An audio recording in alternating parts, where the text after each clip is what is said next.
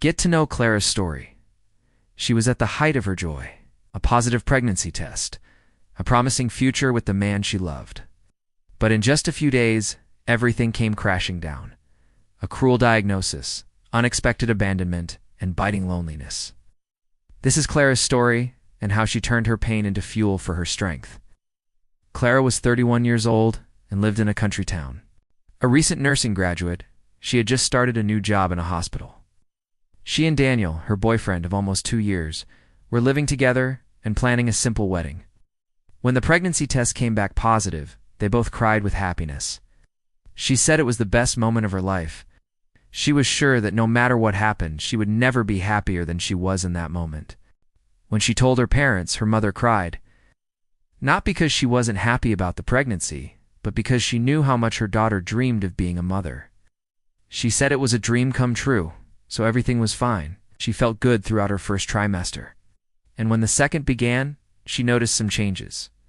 She started feeling sick and tired all the time. First, she thought it was normal, but when she went to the bathroom and found blood in the toilet, she panicked. At a routine prenatal appointment, the doctor noticed something strange in the blood test. She ordered an ultrasound, then an MRI. Clara didn't understand very well until the diagnosis came: Hodgkin's lymphoma, a rare type of cancer. She was in shock. "But what about the baby?" she asked. The doctor was clear. Treatment had to start soon. It was a race against time. They needed to act fast. When she told Daniel, he fell silent. He left only one message: "I'm sorry, I can't cope." Clara felt devastated. She couldn't talk to anyone, not wanting to bother them. She lived between exams, nausea, nights crying alone, the fear of losing her unborn child, the fear of losing herself, the movement of the baby growing inside her. A distant family, few friends, no one. But something began to change. The pain turned into purpose, she said. "If my body is fighting for life, I'm going to fight with it too." The doctors prepared her for each chemo session, explaining the risks, telling her to speak up if she didn't feel well. She felt something in her chest pushing her forward, something stronger than her. There was a life inside of her that depended on her, a reason to keep going. Her baby, and so she fought, enduring the disease, the medication, the fatigue, the hair loss. Slowly, she started feeling better. The weeks passed and she continued her fight, her will to live, her love for her unborn child, motivating her to move forward, day after day, step by step. She faced the ordeal with dignity, strength, and above all, hope. 6 months pregnant, she underwent her last chemotherapy session. Now, the waiting game began. Would she keep the baby? They gave her only a 20% chance of survival. 2 months later, her body gave way. She miscarried and ended up in intensive care. She said that she felt defeated, completely desperate, but also proud. She had given her all for her child, and nothing more could be done. But then a miracle happened. A month later, she received a call from the hospital saying that her baby was alive. It was premature, but healthy. And when she held her daughter in her arms, Clara felt her spirit soar. She said, "You saved my life even before I was born. You gave me a reason to keep fighting. For you, I became stronger. My will to live was reborn. For you, I found meaning in my pain." Years passed. Clara healed. She went into remission. She wrote letters to her daughter, telling her about her illness, her feelings, her fears, her dreams. The letters became a book, Until the Sun Finds You. It tells the story of her fight and her victory over cancer.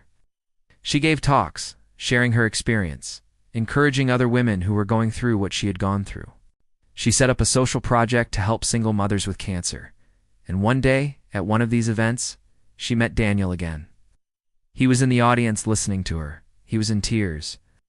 In the end, she approached him with tears in her eyes. She didn't know if she should forgive him or not. And he said, "You were everything I couldn't be." She just smiled. She had found her strength in her pain, her will to live, her reason to fight. She was no longer the same person she had been. She was stronger. She was a mother. As she walked away from Daniel, she saw her daughter waving at her from a distance. She picked her up, hugged her, kissed her, and the world was perfect again. She had her daughter, her strength, her reason to live. One day her daughter asked her, "Mom, "Why did you name me Hope?" She replied, "Because you gave me hope when I needed it the most. You showed me that even in the darkest moments, there is always a light that guides us. You are my light, my hope, my reason to live." A while later, her daughter asked her another question. "Mom, do you think I could have cancer?" She hugged her tight. "No, my love. Cancer is not in your destiny. You are destined for greatness. You are destined to be happy. You are my miracle, my reason to live." This story shows that sometimes life takes away everything we have to show us what we were made of.